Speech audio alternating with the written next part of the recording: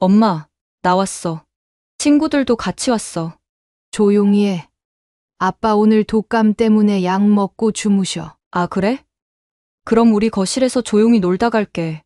엄마도 그렇고 아빠도 오늘 몸이 안 좋으니 다음에 오면 안 될까? 이미 여기로 피자도 주문했어. 애들하고 조용히 피자만 먹고 갈게. 그리고 우리 집인데 좀 편하게 있다 가면 안 돼? 왜 이렇게 눈치를 줘? 얘들아, 편하게 있어. 술도 가져올게. 아빠가 아끼는 술인데 몰래 먹자. 미진이 왔니? 네, 아빠. 몸은 좀 괜찮으세요? 자고 일어났더니 좀 괜찮아. 근데 너무 시끄러워서 깼더니 이게 다 뭐니? 지난번에도 엄마 아빠 없을 때 집을 난장판 만들고 가더니 오늘도냐? 이제는 정말 안 되겠구나. 친구들 데리고 당장 나가라. 아빠, 갑자기 왜 그러세요? 제가 뭘 그렇게 잘못했다고요? 갑자기라고? 뭘 잘못한지 모르겠다고? 그럼 이제부터 알려주마. 안녕하세요. 이번 사연은 67세 김성훈 아버지의 사연입니다. 김성훈 아버지의 사연을 들으시면서 따뜻한 위로와 격려, 그리고 따끔한 조언을 댓글에 남겨주시면 김성훈 아버지께 큰 위안과 힘이 되니 많은 댓글 부탁드리겠습니다. 그럼 사연 바로 시작하겠습니다. 저는 올해로 67세가 된 평범한 은퇴 직장인입니다.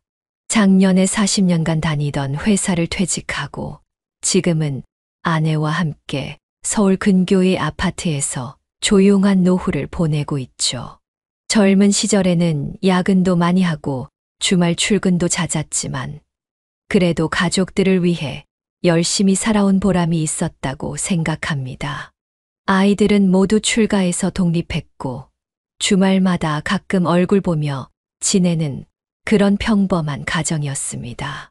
아내는 저보다 2살 어린 65세인데 젊었을 때부터 꽃을 무척 좋아해서 베란다를 작은 정원처럼 꾸며놓았어요. 봄이면 튤립이 피고 여름이면 제라늄이 만발하고 가을에는 국화가 피어나는 사계절 내내 꽃향기가 가득한 우리 집이 참 자랑스럽습니다. 저는 아침 일찍 일어나 동네 한 바퀴 산책하고 돌아와서 아내가 내려주는 커피 한 잔으로 하루를 시작하는 게 일상이 되었습니다. 여보, 오늘 커피 맛이 좋네요. 제가 이렇게 말하면 아내는 늘 같은 말을 하죠. 당신 말이라면 믿어야지. 하면서 수줍게 웃는 모습이 참 예쁩니다. 40년 넘게 같이 살았지만 그 웃음은 여전히 처음 만났을 때처럼 설렘을 안겨주네요. 아내는 요즘 유튜브로 요리 영상을 보면서 새로운 요리에도 도전하곤 합니다. 가끔은 실패할 때도 있지만 저는 그런 모습마저도 사랑스럽게 느껴지더라고요. 우리 부부에게는 슬하에 이남 일녀를 두었는데 큰딸 미진이는 프리랜서 디자이너로 일을 하며 서울에서 살고 둘째 아들은 중소기업을 다니면서 분당에, 막내 아들은 다니던 직장을 그만두고 취업 준비 중이었죠. 다들 어려서부터 공부도 잘하고 착하게 자라서 부모 노릇하기가 수월했죠. 특히 큰딸 미진이는 어릴 때부터 책임감이 강하고 똑똑해서 동생들의 롤모델이 되어 주었습니다. 다들 바쁘게 살다 보니 한 달에 한두 번 정도 얼굴 보는 게 전부였지만 그래도 카카오톡으로 수시로 연락하면서 지내니까 크게 서운하진 않았어요. 저희가 사는 아파트는 15년 정도 된 25층짜리 아파트인데 18층에 살고 있습니다. 전망도 좋고 아래 동네가 한눈에 보여서 특히 밤에 보는 야경이 참 좋아요. 아내는 이 전망을 보며 커피 마시는 게 가장 행복한 시간이라고 하더군요. 해질 무렵이면 노을이 마치 수채화처럼 아름답게 펼쳐지는데 그때마다 아내와 나란히 앉아 풍경을 감상하는 시간이 참 좋습니다. 제 성격은 다소 꼼꼼하고 규칙적인 편입니다. 회사 다닐 때도 지각 한 번 없었다고 자부할 수 있을 정도로요. 아침 6시면 어김없이 일어나서 산책하고 신문도 보고 도서관도 가고 가끔은 동네 친구들이랑 바둑도 두면서 소소하게 지내고 있어요. 젊었을 때는 일이 바빠서 못 해본 것들을 하나씩 해보는 재미가 쏠쏠하더라고요. 반면 제 아내는 저와 달리 자유분방하고 활달한 성격이에요. 아이들한테도 너희들 하고 싶은 대로 해. 라며 늘 자유를 주는 스타일이었죠. 덕분에 아이들도 자신의 꿈을 자유롭게 펼칠 수 있었던 것 같아요. 저는 가끔 아내한테 당신이 없었으면 우리 애들이 이만큼 성장하지 못했을 거야. 라고 말하곤 합니다. 이웃들과의 관계도 나쁘지 않았습니다. 특히 옆집 박 선생은 저와 나이도 비슷하고 취미도 비슷해서 자주 어울리곤 했어요. 김 선생, 오늘 저녁에 시간 되시면 바둑 한 판 두시겠습니까? 하면서 바둑 두자고 초대하면 저는 늘 흔쾌히 응했죠. 아래층의 최 여사는 아내와 함께 등산 동호회 활동을 하면서 더 가까워졌고요. 주말이면 가끔 등산 다녀와서는 서로의 집에서 차도 마시며 이야기꽃을 피우곤 했습니다. 은퇴하고 나서는 제가 못 해봤던 것들을 하나씩 시작했어요. 수채화도 배우고 전문 카메라로 사진 찍는 것도 배우고 서툴지만 새로운 걸 배우는 게 즐거웠습니다. 처음에는 카메라를 다루는 게 어려워서 아내한테 여보, 이거 어떻게 하는 거예요? 라고 물어보면 아내도 잘 모르면서 아이고, 당신도 참 애들한테 물어보면 되잖아요. 라고 말하곤 했죠. 그래서 가끔 미진이한테 전화해서 물어보면 친절하게 알려주곤 했어요. 자녀들과는 주로 카카오톡으로 연락을 주고받았어요. 큰딸 미진이가 단체방을 만들어서 거기서 이야기도 하고 사진도 공유하면서 지냈죠. 카카오톡에 있는 저희 가족 사진을 보면 절로 미소가 지어지고 그러다 보면 애들이 보고 싶은 마음에 엄마, 아빠 집에는 언제 올 거니? 라고 연락하곤 했죠.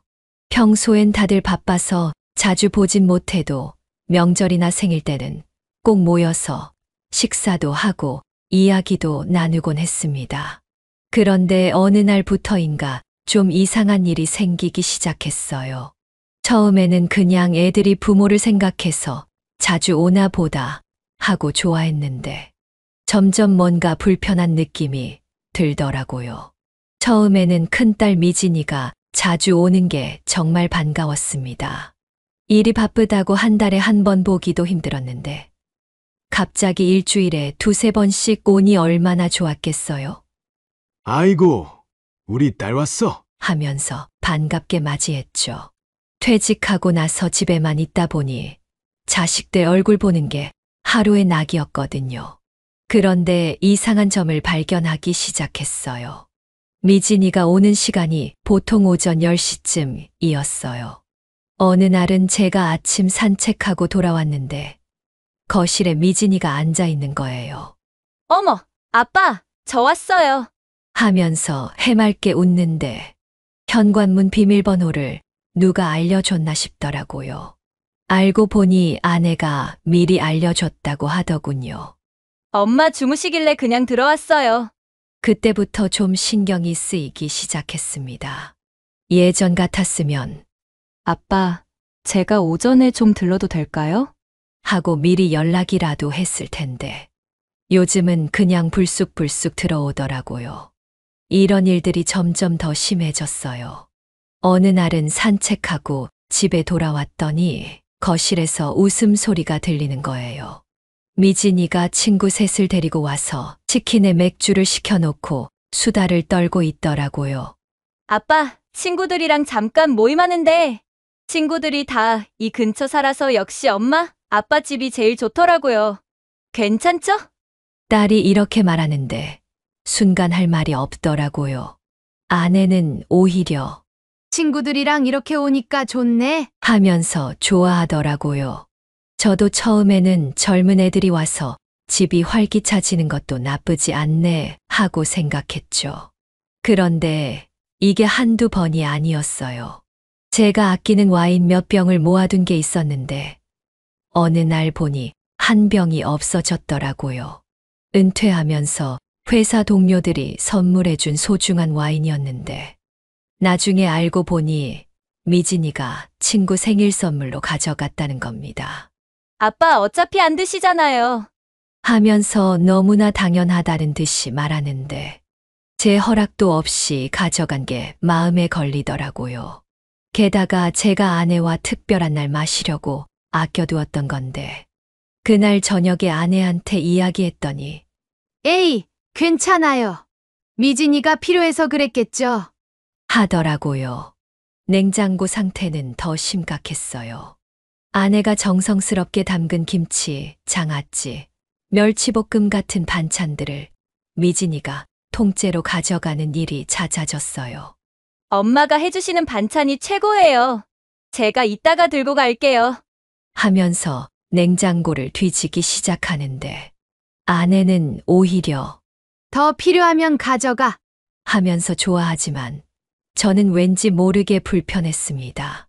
제가 좋아하는 동치미를 담가놨는데 어느 날 보니 통째로 없어져 있고 제가 아침마다 먹는 요구르트도 한 번에 몽땅 가져가 버리고 여보, 나도 먹고 싶은데 애들이 다 가져가 버리면 어떡해요? 했더니 아내가 에이, 내일 마트 가서 더 사오면 되죠? 대수롭지 않게 얘기하더라고요.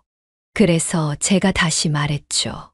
그럼 미진이 보고 마트에서 사가라고 하면 되잖아요. 했더니 아내는 아이고, 당신도 참 바쁜 애한테 그걸 어떻게 시켜요? 하면서 저보고 소심하다고 하더라고요. 그리고 설거지는커녕 컵 하나 씻지 않고 가버리는 게 다반사였어요. 치킨 박스, 맥주캔, 과자 봉지들이 널브러져 있고 심지어 어느 날은 화장실에 화장품들이 널브러져 있더라고요. 아빠, 제가 다음에 와서 치울게요. 이렇게 말하고 그대로 가놓고는 다음에 와서도 치우지 않았죠. 그러고는 아내가 다 치우고 있었어요. 젊었을 때는 깔끔했던 애가 언제부터 이렇게 변했나 싶더라고요. 거실 소파에 화장 자국이 묻어 있는 것을 발견했을 때는 정말 속상했어요. 제가 은퇴하면서 산 소파인데 아빠, 제가 새로 커버 사드릴게요. 하더니 그것도 흐지부지 됐고요. 매일매일 청소해도 끝이 없었어요. 그러더니 이제는 아예 자기 집처럼 드나들기 시작했어요. 주말에는 빨래를 들고 와서 세탁기를 돌리고 건조기도 사용하고 우리 집 세탁기보다 여기가 더 좋아서요. 라면서 말이죠. 심지어 제 서재에 있는 책상에서 재택근무를 하겠다고 하더라고요. 아빠 서재가 조용해서 일하기 좋더라고요. 이렇게 말하면서 제 책상을 점령해버렸어요. 저는 그날 아침 신문도 제대로 못 보고 결국 방으로 쫓겨나다시피 들어갔죠. 더 큰 문제는 둘째, 막내까지 이런 행동을 따라하기 시작했다는 거예요. 어느 날은 둘째가 와서는 제 옷장을 뒤적이다가 아빠, 이 넥타이 제가 회사에 하고 갈게요. 그렇게 말하고는 그대로 가져가 버리더군요.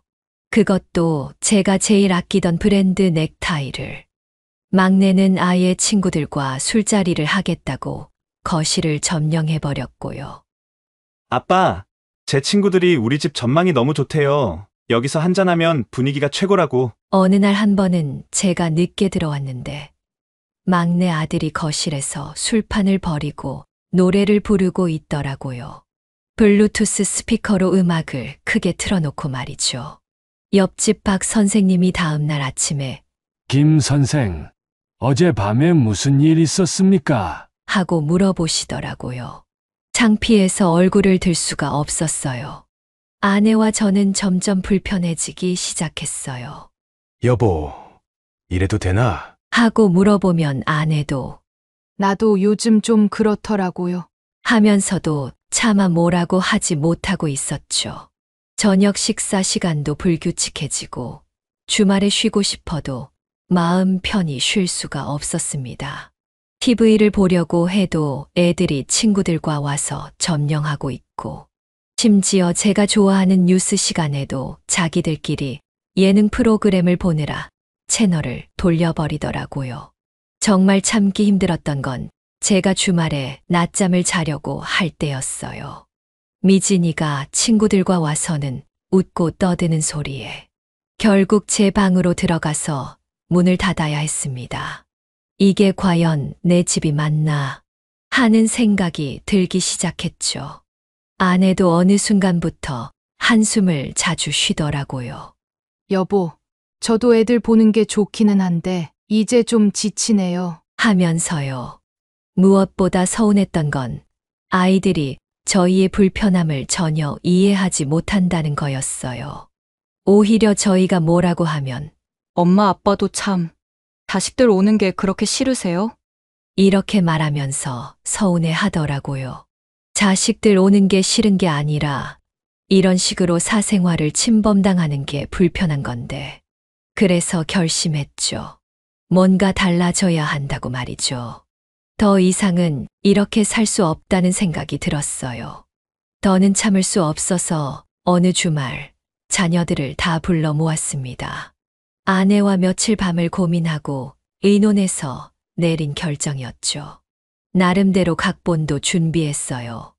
아이들 기분 나쁘지 않게, 그렇지만 단호하게 이야기하자고 마음먹었습니다. 오늘은 아빠가 할 말이 있어서 다 모였으면 해. 거실에서 가족회의를 시작했습니다. 처음에는 부드럽게 이야기를 꺼냈어요. 미진아, 그리고 너희들. 요즘 자주 오는 건 아빠도 엄마도 정말 좋아. 그런데 방문할 때 미리 연락도 없이 오고 친구들 데려오는 것도 좀 부담스럽고. 제가 말을 채 끝내기도 전에 미진이가 끼어들더군요. 아빠, 저희가 남이에요? 왜 이렇게 딱딱하게 구세요? 그동안 저희가 얼마나 바빴는데, 이제 좀 자주 와서 부모님이랑 시간도 보내고 그러는 게 잘못인가요?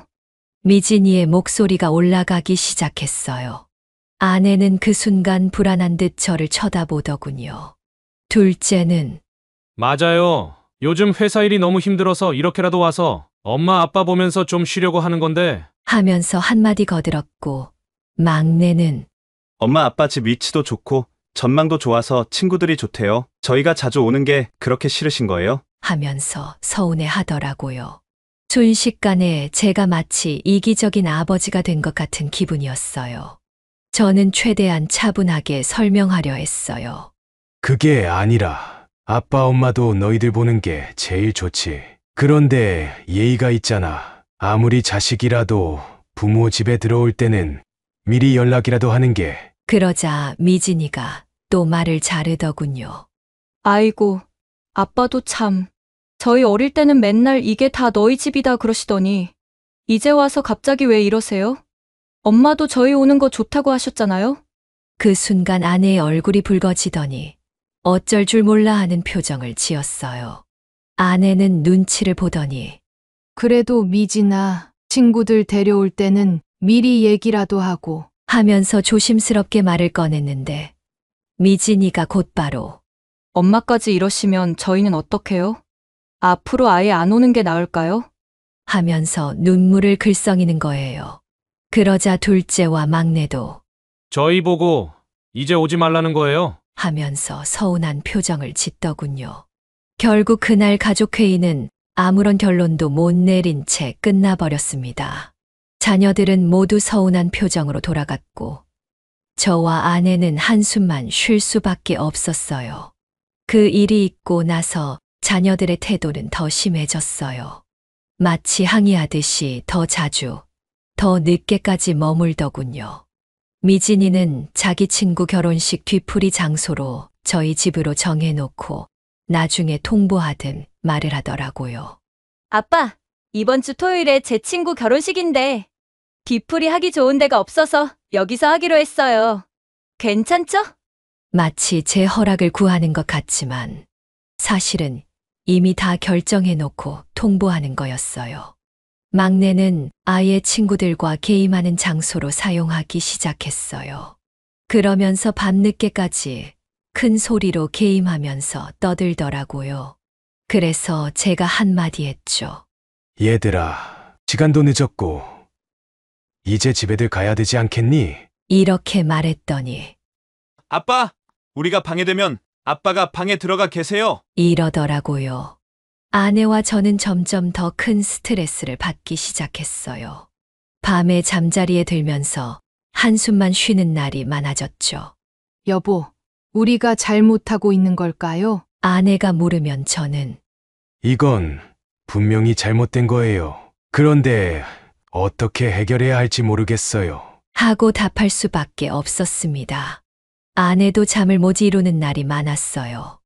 여보, 저는 애들 얼굴 보는 게 좋은데 왜 이렇게 마음이 불편하죠? 하면서 눈물을 흘리기도 했어요. 그리고 이웃들의 눈치도 보이기 시작했어요. 옆집 박 선생님이 김 선생, 요즘 따님이 친구들 데려와서 늦게까지 집에 있는 모양이에요. 복도에서 자주 마주치네요. 하고 말씀하시는데 얼굴이 화끈거리더라고요. 아래층 최 여사님은 아내에게 젊은 사람들이 너무 시끄럽게 하는 것 같아요. 발소리도 크고. 하면서 불평을 하셨다고 해요. 심지어 관리실에서도 연락이 왔어요. 주변 주민들이 시끄럽다고 최근 들어 민원이 많이 들어오고 있습니다. 한 번은 엘리베이터에서 이웃 주민과 마주쳤는데 그분이 저를 보더니 고개를 절레절레 젓는 거예요. 그때 정말 창피했습니다. 40년 동안 모범적으로 살아왔는데 말년에 이런 소리를 들어야 하다니. 아내는 이웃들 시선이 너무 부담스러워서 아예 주민 모임에도 안 나가기 시작했어요. 설상가상으로 어느 날은 제가 아끼던 골동품 시계가 깨져 있는 걸 발견했어요. 알고 보니 미진이 친구가 실수로 떨어뜨렸다는 거예요. 아빠, 제가 새로 사드릴게요. 그렇게 별거 아닌 일처럼 말하더니 그 뒤로 이야기가 없더군요. 제 아버지께 물려받은 건데 돈으로 보상될 문제가 아닌데 말이에요. 아내는 점점 더 예민해져 갔어요. 자식들 편도 들어주고 싶고 저희 마음도 이해가 되는데 어느 쪽도 선뜻 들어주지 못하는 거죠. 여보, 전 정말 어떻게 해야 할지 모르겠어요. 하면서 우는 날도 있었어요. 밤늦게까지 잠 못 이루고 한숨 쉬는 날이 많아졌습니다. 저도 답답하기는 마찬가지였어요. 내 집인데 왜 이렇게 숨도 못 쉬게 하는지. 자녀들의 행동은 계속되었고 저희의 사생활은 점점 더 침해받았어요. 주말에 조용히 신문을 읽고 싶어도 아내와 단둘이 차 한 잔 마시고 싶어도 그게 안 되는 거예요. 아빠, 저 왔어요. 하면서 들어오는 미진이 엄마, 오늘은 친구랑 같이 왔어요? 하면서 들이닥치는 둘째 아빠, 저 잠깐 쉬다 갈게요. 하면서 들어와 밤늦게까지 있다 가는 막내. 우리 부부의 일상이 완전히 무너져 버렸죠. 그러던 어느 날 결정적인 일이 터진 건 제가 지방 친구 모임에 다녀오던 날이었습니다. 친구들과 오랜만에 만나서 즐거운 시간을 보내고 돌아오는 길이었어요. 아내는 친척 결혼식에 가고 없었죠. 엘리베이터를 타고 올라가는데 가슴이 자꾸 두근거리는 거예요. 뭔가 안 좋은 예감이 들었습니다. 그런데 아니나 다를까 제 불안했던 마음이 현실이 돼버렸죠. 집 앞에 도착하니 현관문이 살짝 열려 있더라고요. 분명히 집을 나설 때 문이 잠긴 걸 확인하고 나왔는데 말이에요. 불안한 마음에 문을 열고 들어가 보니 순간 제 눈을 의심했습니다. 거실이 완전히 아수라장이 되어 있었어요. 술병들이 널브러져 있고 피자 박스며 치킨 박스가 여기저기. 소주병, 맥주캔은 물론이고 위스키 병까지. 게다가 모르는 젊은 남녀들이 10명도 넘게 소파에 널브러져 있는 거예요. 옷차림도 제대로 갖추지 않은 채로 말이죠. 이게 무슨 일이야? 제가 소리를 치자 그제서야 미진이가 부엌에서 뛰어나왔어요. 얼굴이 벌겋게 취해 있었죠. 아, 아빠. 오늘 오시는 줄 몰랐어요. 제 생일이라서 친구들이랑 좀. 변명하는 미진이의 말이 채 끝나기도 전에 쾅 하는 소리가 들렸어요. 누군가가 제가 아끼던 크리스탈 화병을 떨어뜨린 거였죠. 돌아가신 장인어른께서 결혼 선물로 주셨던 건데 깨진 화병을 보는데 가슴이 찢어지는 것 같았어요. 그 화병만 보면 장인어른 생각이 났는데 이제는 그마저도 못하게 돼버린 거죠. 죄송합니다. 취한 남자의 하나가 중얼거리듯 말하는데 그 모습을 보니 화가 치밀어 올랐어요. 하지만 그때는 그게 시작일 뿐이었다는 걸 몰랐죠. 부엌으로 가보니 상황은 더 심각했어요. 냉장고가 텅 비어 있었어요. 아내가 정성스레 담가둔 김치며 반찬들은 물론이고 제가 친구에게 선물 받은 고급 와인 3병도 모두 없어졌더라고요. 설날 때 동생이 보내준 한우 세트도 자취를 감췄고요. 싱크대에는 설거지도 안 한 그릇들이 산처럼 쌓여 있었어요. 베란다는 더 처참했습니다. 담배꽁초가 수북이 쌓여 있었고 아내가 정성스레 가꾸던 화초들은 몇 개가 부러져 있었습니다. 특히 아내가 20년 넘게 키워온 호접란이 완전히 망가져 있었어요. 술에 취한 누군가가 발로 밟은 것 같았어요. 그 모습을 보는데 눈물이 나더군요. 아내가 얼마나 속상해할지 생각하니 가슴이 아팠습니다. 한숨을 쉬며 제 방으로 가보니 그곳도 난장판이었어요. 누군가 제 침대에서 낮잠을 잤는지 이불이 엉망이고 서랍장이 뒤져져 있었어요. 그때 가슴이 철렁 내려앉았습니다. 서둘러 서랍을 열어보니 아내의 결혼기념 금반지가 없어진 거예요.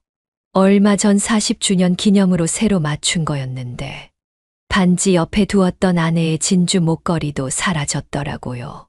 제 지갑에서는 비상금으로 넣어둔 50만 원도 없어졌고요. 방 안의 물건들이 여기저기 뒤죽박죽이 되어 있었어요. 책장에 있던 책들은 마구 널브러져 있었고 제가 소중하게 모아둔 우표 수집철도 어디론가 사라져버렸더군요. 40년 동안 모아온 거였죠. 그리고 책상 위에 있던 노트북도 보이지 않았어요. 미진아, 이리 좀 와봐. 화가 나서 소리를 질렀더니 친구들이 하나둘씩 깨어나더니 어색한 표정으로 도망치듯 나가기 시작하더군요. 아빠, 왜 그렇게 소리를 지르세요? 친구들이 놀라잖아요. 미진이가 오히려 저를 나무라는 듯한 말투로 대꾸하는데 그때 초인종이 울렸어요. 문을 열어보니 관리소장님과 경비원 그리고 이웃집 주민 2분이 서 계시더라고요. 위층 아래층에서 소음 민원이 너무 심각하게 들어와서요. 그리고 복도에 술병이 굴러다니고 아까는 누군가가 잠겨있는 옥상 문을 열고 올라가서 고성방가를 했다고. 민망하고 창피해서 얼굴을 들 수가 없었어요. 40년을 살면서 이런 꼴을 당해본 적이 없었는데 옆집 박 선생님은 절 보더니 고개를 절레절레 젓고 가시더라고요. 그날 밤 9시쯤에야 아내가 결혼식에서 돌아왔어요. 현관문을 열자마자 아내는 이상한 기운을 느꼈는지 얼굴이 굳더군요. 상황을 설명하자 아내는 한동안 말을 잊지 못하더니 쓰러질 듯 소파에 주저앉았습니다.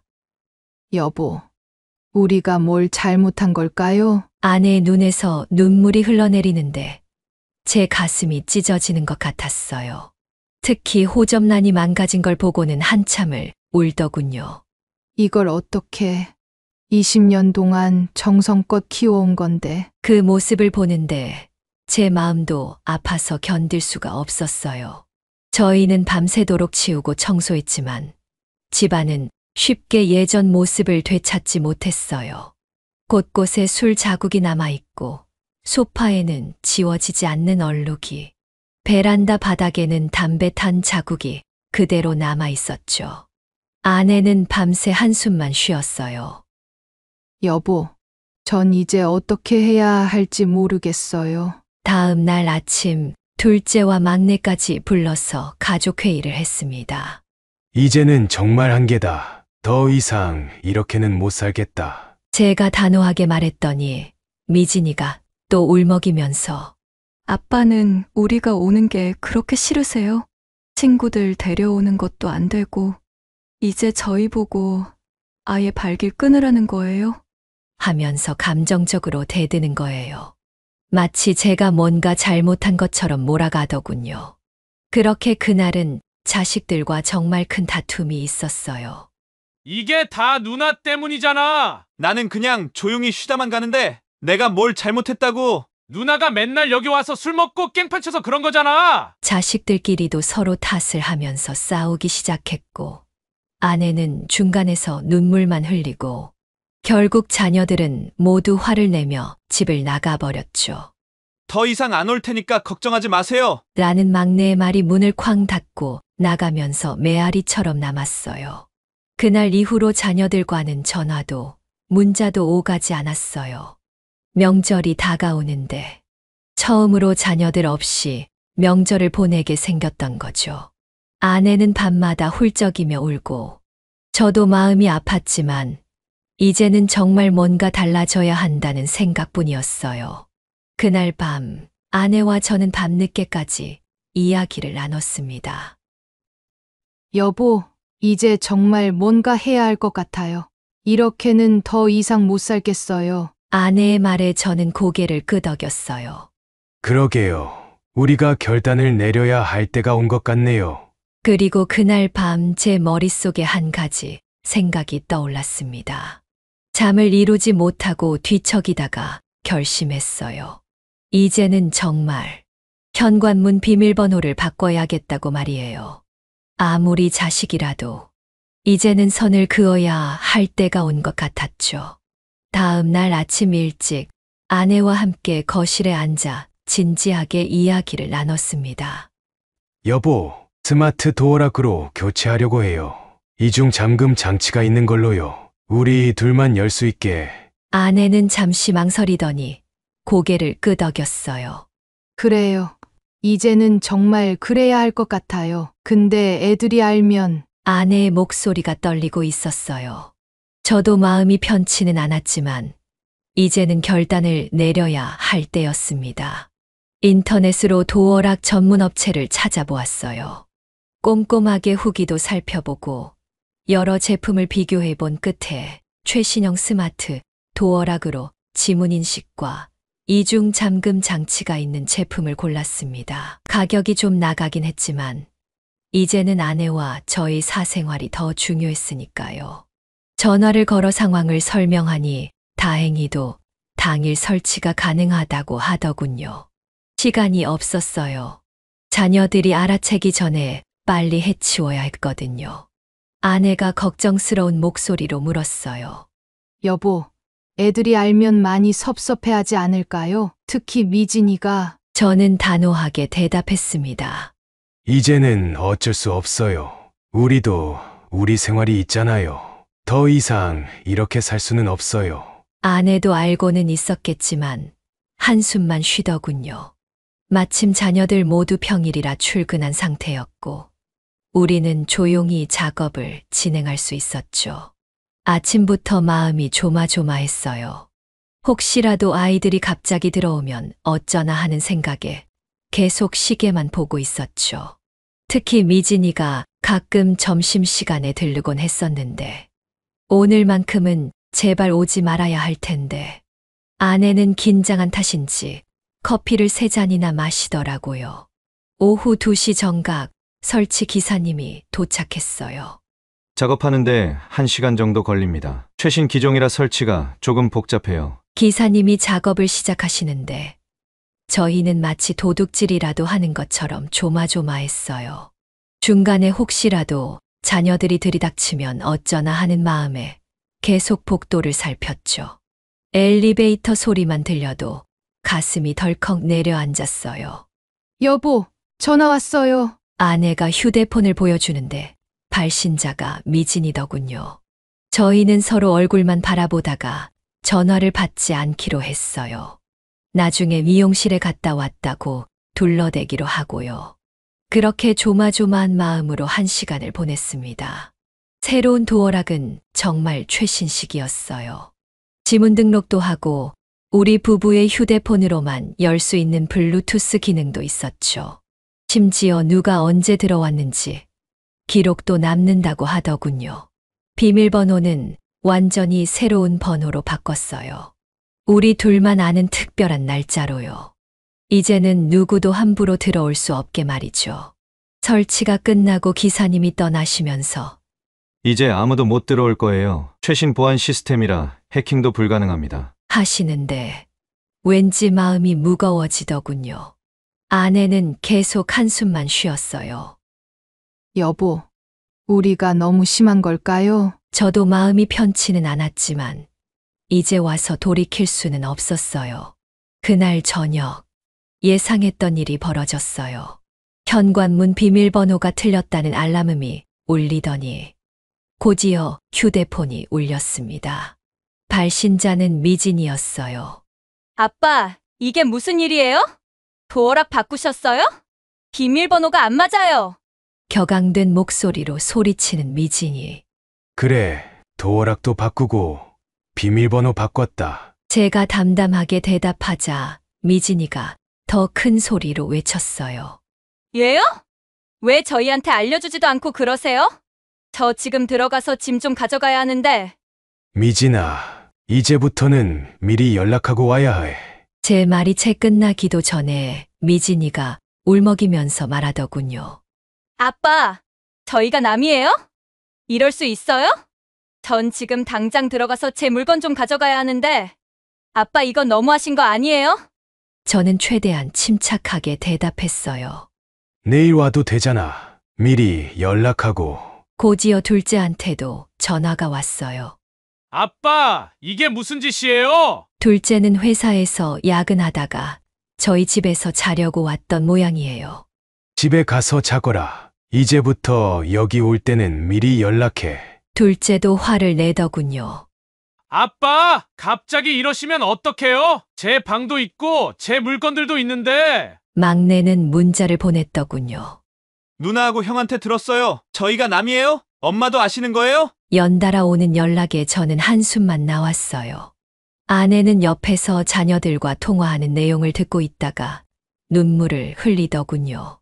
여보, 우리가 너무한 거 아닐까요? 하지만 이번만큼은 물러설 수 없었어요. 이제부터 우리 집에 오고 싶으면 미리 연락하고 허락을 받아야 해. 그리고 친구들은 절대 안 돼. 단호하게 말했더니 미진이가 울먹이며 말하더군요. 아빠, 전 이해가 안 돼요. 갑자기 이러시면 엄마는 뭐라고 안 하세요? 아내가 전화를 받았어요.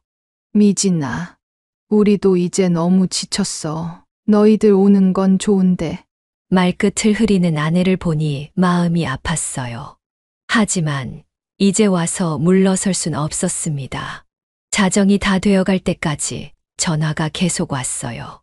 자녀들은 번갈아가며 전화와 문자를 하더라고요.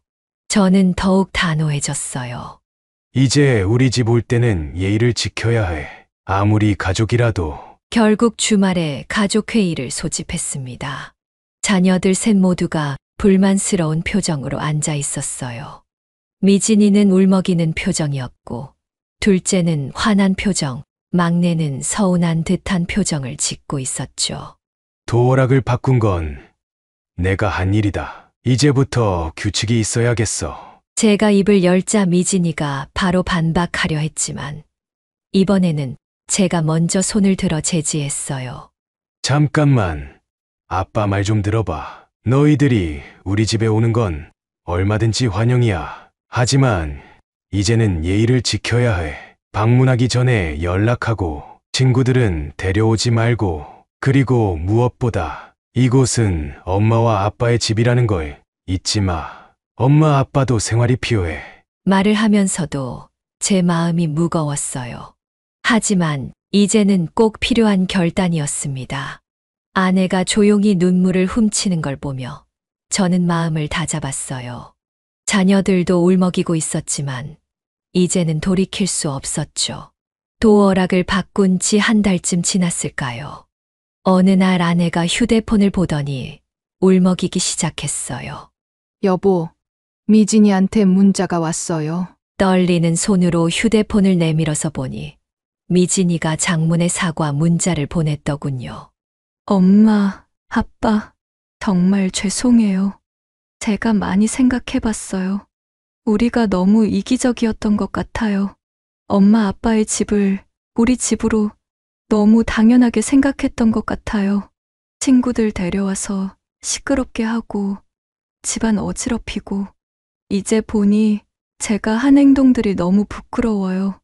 아빠가 은퇴하시고 조용히 쉬고 싶으셨을 텐데 제가 그걸 망쳤네요. 정말 죄송해요. 그리고 그날 저녁 미진이가 찾아왔어요.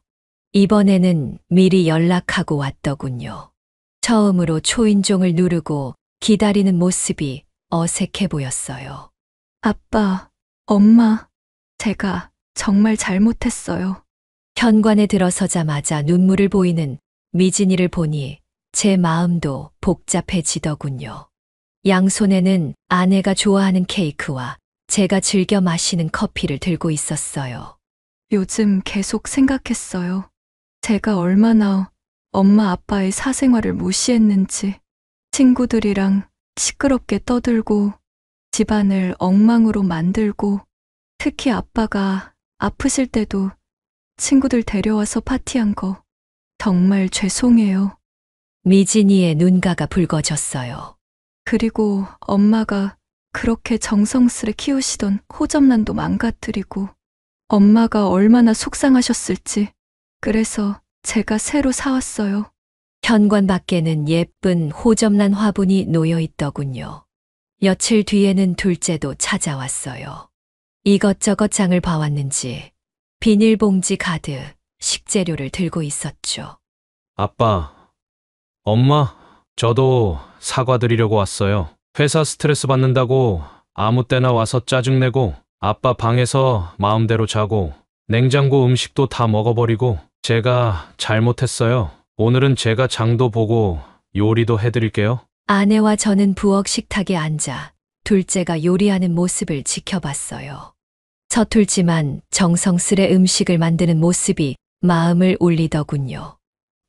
아빠, 요즘 회사에서 업무 강도가 세서 힘들었는데 그렇다고 엄마 아빠 집을 제 스트레스 해소 공간으로 쓴 건 정말 잘못됐어요. 이제부터는 절대 그러지 않을게요. 막내도 주말에 찾아왔죠. 엄마, 아빠 죄송해요. 제가 제일 막내라고 너무 어리광부렸죠. 엄마, 아빠 집을 제 집처럼 생각하고 함부로 사용했어요. 친구들 데려와서 게임하고 소리 지르고 옆집 이웃들에게도 제가 직접 사과드렸어요. 막내의 진심 어린 사과에 아내는 또다시 눈물을 보였죠. 그렇게 자녀들이 하나둘 찾아와 진심으로 사과하는 모습을 보니 도어락을 바꾼 게 옳은 결정이었다는 생각이 들었어요. 때로는 이렇게 단호한 조치가 필요한 법이니까요. 그렇게 자녀들과 다시 가족회의를 했어요. 이번에는 서로의 입장을 진심으로 이해하려 노력했죠. 우리도 너희들이 보고 싶고 같이 있는 게 좋아. 하지만 서로의 공간과 시간을 존중하는 게 필요해. 제 말에 자녀들이 고개를 끄덕였어요. 새로운 규칙도 정했습니다. 방문하기 전에는 꼭 하루 전에 연락하기. 친구들은 특별한 경우가 아니면 데려오지 않기. 늦은 시간 방문은 피하기. 그리고 무엇보다 저희의 일상을 존중해 주기로 했어요. 놀랍게도 이런 규칙이 생기니까 오히려 관계가 더 돈독해졌어요. 자녀들이 올 때마다 더 소중하게 느껴지고 대화도 더 깊어졌죠. 미진이는 퇴근 후에 가끔 들러 차 한잔 하면서 일상을 나누고 둘째는 주말마다 장을 봐와서 요리를 해주고 막내와는 함께 산책을 하면서 이야기를 나누는 시간을 가지게 됐어요. 그리고 이웃들과의 관계도 자연스럽게 회복됐어요. 김 선생, 요즘은 조용하니 좋죠? 이웃인 박 선생님이 웃으면서 말씀하시더군요. 자녀분들도 다 훌륭한데 이제는 더 성숙해진 것 같아요. 아내도 다시 이웃들과 등산도 가고 담소도 나누게 됐어요. 아파트 주민들 사이에서 우리 부부의 결단이 화제가 됐다나요. 참 현명하신 결정이었다고 말이에요. 얼마 전에는 관리실에서 연락이 왔어요. 요즘은 민원이 하나도 없어서 너무 좋습니다. 이런 게 바로 모범 세대시죠. 그동안 얼마나 죄송스러웠으면 그 말 한마디가 그렇게 반갑던지요. 요즘은 정말 평화로워요. 아내와 저는 다시 우리만의 일상을 되찾았어요. 아침 산책도 여유롭게 하고 저녁에는 둘이서 조용히 차 한 잔의 여유를 즐기죠. 주말이면 베란다에서 아내가 가꾸는 화초들을 보며 이야기를 나누고 가끔은 박 선생님과 바둑도 두면서 소소한 행복을 누립니다.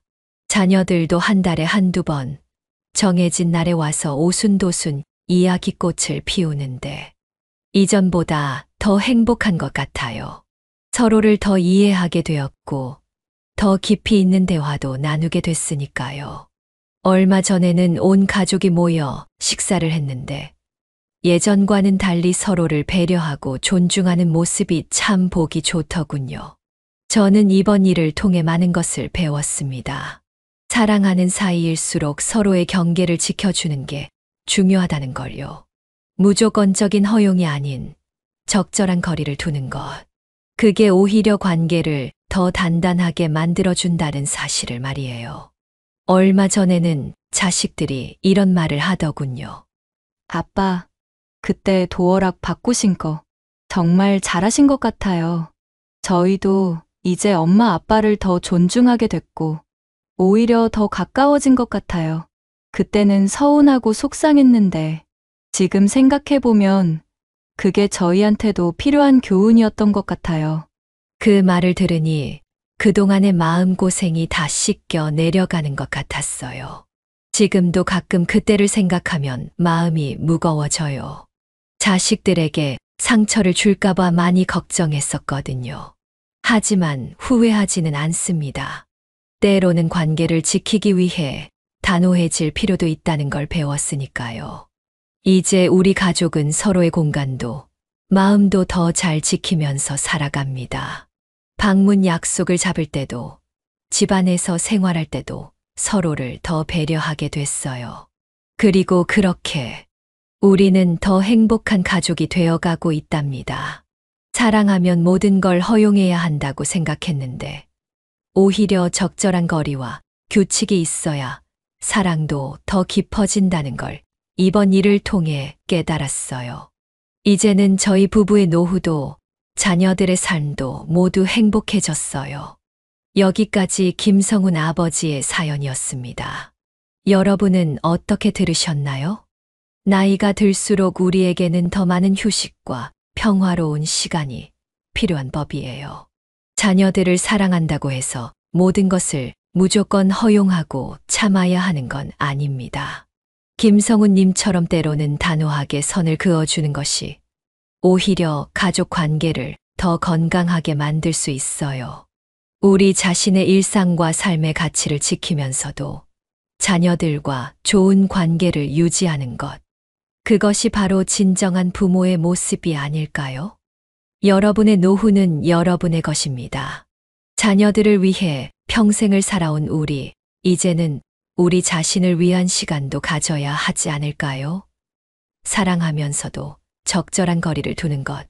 그것이 바로 지혜로운 부모의 모습이라고 생각합니다. 이 사연을 들려주신 김성훈님께 감사드리며 오늘도 이 영상을 시청해주신 모든 분들 모두 행복하시길 바랍니다. 구독과 좋아요, 알림 설정하시면 올라오는 사연을 빠르게 받아보실 수 있습니다. 그럼 다음 사연으로 찾아뵙겠습니다. 고맙습니다.